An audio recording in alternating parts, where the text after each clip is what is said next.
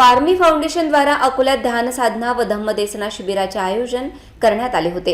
या कार्यक्रमाला श्रीलंकेचे भंते यश आणि त्यांच्या भिक्खू संघाची उपस्थिती होती।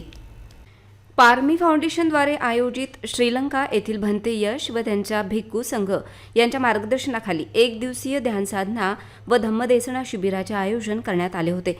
सर्वप्रथम भंतेंनी सर्वांना अष्टशील देऊन बुद्धवंदना घेतली आणि त्यानंतर वर्षावासाची पावन समयी भिक्खूंनी दान, शील, भावनेचे महत्त्व समजावून सांगितले आणि ध्यान साधना देऊन दान, पारमी आणि शील आचरण कसे करायचे याची माहिती दिली।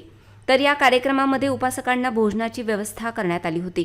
हा कार्यक्रम राबविण्यासाठी पारमी फाउंडेशनच्या मंदा तेलगुटे, स्वाती कांबळे, कीर्ती गवई, रीना प्रधान, दीपा खाडे, सुमन उके, अलका डोंगरे, अनुराधा डोंगरे, अलका वाघ, वैशाली इंगोले, विजया पारवेकर, आशा इंगळे, रेखा मोहोड, पूनम तेलगोटे, अमृता गवई, रंजना भातकुले यांनी अथक परिश्रम घेतले। या कार्यक्रमामध्ये असंख्य उपासक उपासिकांनी उपस्थिती दर्शविली आणि कार्यक्रमाची सांगता भिक्खू संघाला संघदान देऊन करण्यात आली।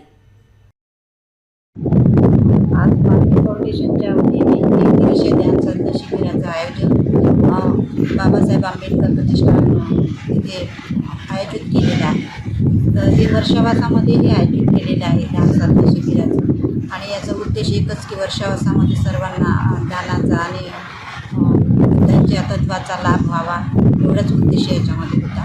म्हणून श्रीलंकेवरून जे भिक्षू संघ आलेला आहे त्यांच्या मार्गदर्शनाखाली आजचा हा कार्यक्रम आयोजित केलेला आहे पारमी फाउंडेशनच्या वतीने। आज दिनांक 26/2024 सर्वप्रथम जय भीम। आज दिनांक 26/2024ला जो आम्ही हा भव्य कार्यक्रम आयोजित केलेला आहे पूजनीय श्रीलंकेचे भंते यश भंते यांच्या मार्गदर्शनाखाली पारमी फाउंडेशनतर्फे हा कार्यक्रम आम्ही आयोजित केला आहे।